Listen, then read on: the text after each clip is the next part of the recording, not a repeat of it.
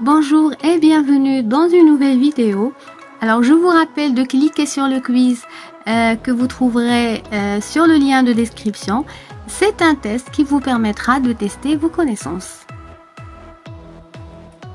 Alors comme vous voyez, aujourd'hui on va parler de la description morale.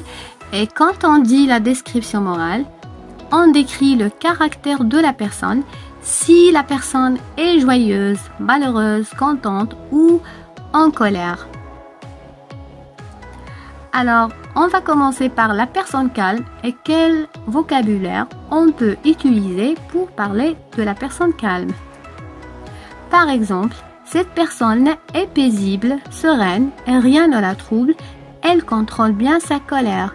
Alors, nous avons deux adjectifs, paisible et sereine. Alors, paisible, ça vient de la paix. Une personne paisible, c'est une personne qui aime la paix. Sereine, vous avez l'explication juste après.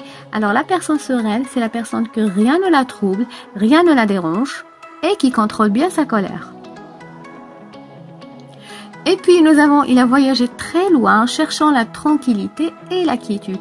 La tranquillité, c'est un nom, ça veut dire loin du bruit, loin de l'agitation. Et la quiétude, c'est la même chose. Alors, quand on est calme, on cherche la tranquillité et la quiétude. Et puis, avec un air calme, il ou elle maîtrise toutes les situations.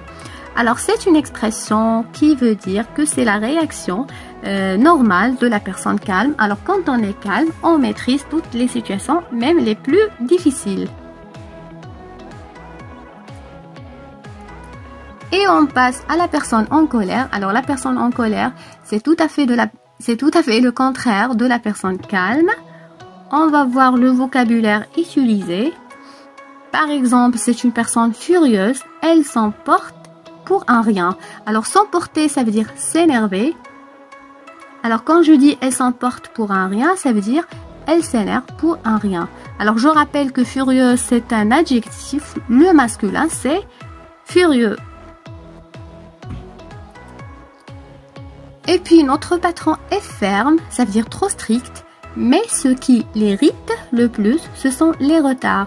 Alors, on a utilisé le verbe irriter. Alors, irriter, ça veut dire énervé. Ce qui l'irrite le plus, ce sont les retards. Ce qui l'énerve le plus, ce sont les retards.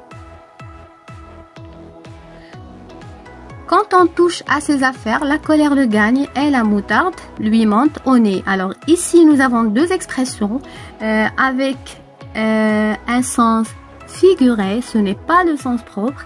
Quand je dis la colère le gagne, ça veut dire qu'il a essayé de maîtriser la colère, mais finalement, c'est la colère qui a gagné. Et l'expression la moutarde lui monte au nez, ça veut dire il se met en colère.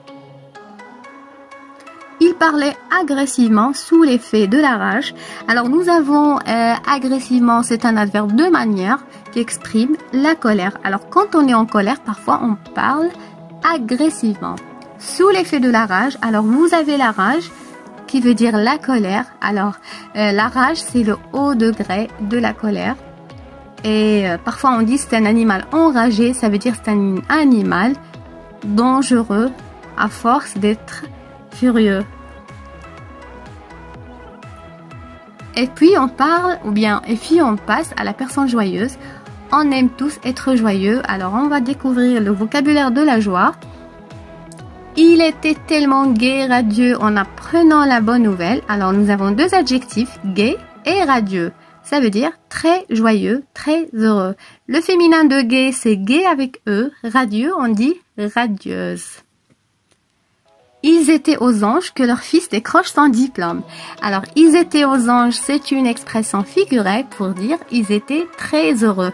On peut être aux anges d'avoir réussi quelque chose ou bien d'avoir reçu une bonne nouvelle, etc. Il est en bonne humeur ce matin. L'humeur, c'est l'état d'esprit de quelqu'un. On peut être en bonne humeur comme on peut être en mauvaise humeur. Mais quand on dit il est en bonne humeur, ça veut dire il est joyeux. Et puis on passe à la tristesse. Ça nous arrive tous d'être tristes. C'est un sentiment parfois qu'on ne peut pas éviter. Depuis la mort de ses parents, il devient mélancolique et maussade. Alors nous avons deux adjectifs, mélancolique et maussade. Alors, être mélancolique ou maussade, c'est l'état de quelqu'un qui est très triste, profondément triste. Et vous avez ici la situation qui le montre, c'est la mort de ses parents. Quand il se rappelait la mort de son ami, sa gorge se noie de tristesse. Alors, vous avez l'expression, sa gorge se noie de tristesse. C'est une réaction physique du corps à cause de la tristesse. La gorge se noue, ça veut dire la gorge devient serrée. Elle vivait dans la peine, le chagrin et le malheur. Alors ici, vous avez 3 noms qui veulent dire la même chose. Alors la peine, c'est la tristesse. Le chagrin et le malheur, c'est la tristesse. Et c'est la profonde tristesse. Voilà, encore une fois, n'oubliez pas de cliquer sur le lien de description pour le quiz. J'espère que cette vidéo vous a été utile. Merci d'avoir suivi. À la prochaine.